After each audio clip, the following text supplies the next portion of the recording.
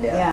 This diagram was is a close-up of a certain section of the maps that we showed you before that plug into the pictures that science draws of the galaxy and that kind of thing. It's showing our Milky Way system and the M31 that we're a part of in our probability set in our Vecca. And over here is the parallel Vecca. And over in this parallel Vecca there is a cluster of fall systems. That is the black hole system called the alpha black hole system. They've created, as you can see, these probability fields, these balls within balls, overlap each other, right? And in part of their natural configuration, that there is an overlap between them. Well, what the alpha system is doing in the parallel universe is using the Metatronic Atlantean Death Star Merkaba technology to reverse. If you reverse certain currents using that technology, you can harness a certain part of the field next to you and drag it into your system, and that is what they're trying to do. This place in between here, normally they would just be normal pass-throughs, but this one is all convoluted with all sorts of implant structures that are wormhole structures. They refer to this as the dragon's eye. The word dragon comes in, actually, not because of big winged creatures, but there was a race that got involved with all of this very, very far back in time called the Dragoon. And the Dragoon races took sides over which sides of the fallen ones they were going to side with. And the Dragoon races ended up with some of theirs fallen, trying to help the others. And then you ended up with ones that wanted them all exterminated, ones that wanted just the one side exterminated, ones that just wanted the other. So the dragon races are actually the Dragoon race line. It is a reptilian-based race line, reptilian crossed with what are called equerry. And equerry are a group of the ones that originally were called aquery before they fell. The aquery are from the Aquarian matrix that are the hosters, the ones that are helping here. Some of them incarnated into the falling matrices to try to assist, and a group of them had, this is ancient, way like, a couple billion years ago, they got ensnared in one of the fallen angelic dramas, and they ended up falling, meaning they ended up in a fall system and they lost their ascension codes. And the distinction with them is they became the equerry, where they use the E instead of the A on the front. And do they have a memory? Will they have a memory of when they weren't fallen?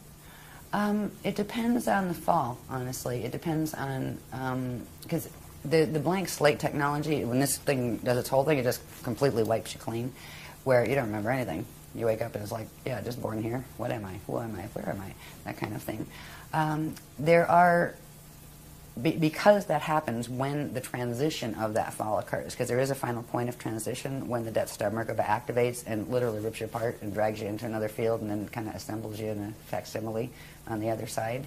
There are almost like time capsules that they leave for themselves, so they can refine the memory, and when you refine it and discover it somewhere else, it puts that memory back in. So they will get a facsimile of the memory that that they would have had otherwise. But the fall codes, once the Metatronic activations in a body have taken place to where those Merkaba fields have activated to a 55 spin or higher, 55 or higher, there's no turning back for the gene code at that point. The consciousness is trapped in that body, and the only way out is a hosted bardo, which means when the body does its natural death thing, it would need help, the consciousness, just getting out of that body, and it would have to go through a rehabilitation process of that Kali Rama path of step back, and have to come back out and reincarnate into the matrix again to try to get back into the ascension thing. So.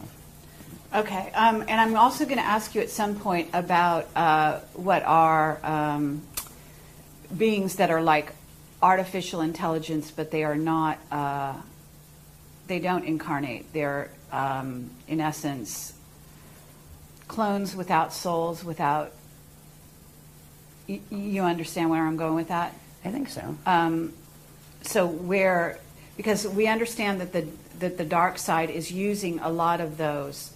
And actually, sorry to bring this up, but the Wingmaker material talks specifically about a race of, in essence, they call them robots, which are, you could be calling them androids, or whatever, that are actually, according to that material, we're on the way here.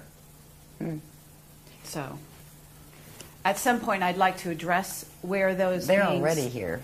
first Yeah. of all. Okay. Go ahead. If you had to pick between the two, the cordium and those guys, Yes. you'd probably want to pick those guys, not the cordium. Okay.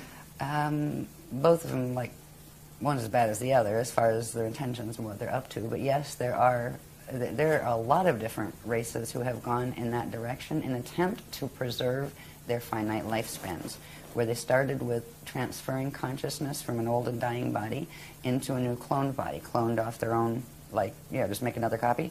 But the copies get weirder and changed every time, just like a photocopier copy, a copy after copy after copy, and eventually it's like, what is that? Right? Well, there are races like that. Some of them are already here. As far as invading, I think they're watching too much Caprica. But, yeah, seriously. Because in the beginning, that's how it started, before the Galactica series. That's actually something that is, they're showing some of this drama in those series on TV.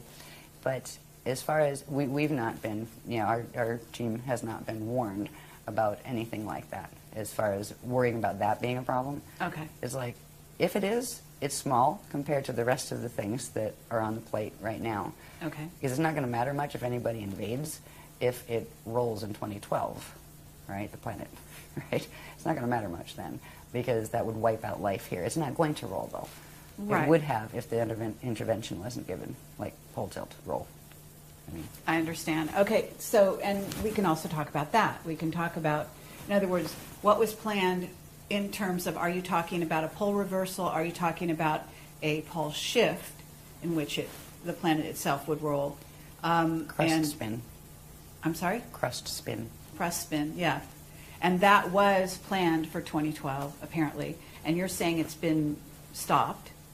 Postponed. Postponed, yeah, until 2027, is it? 22's? No, that's 2230. 2230, Yeah. okay.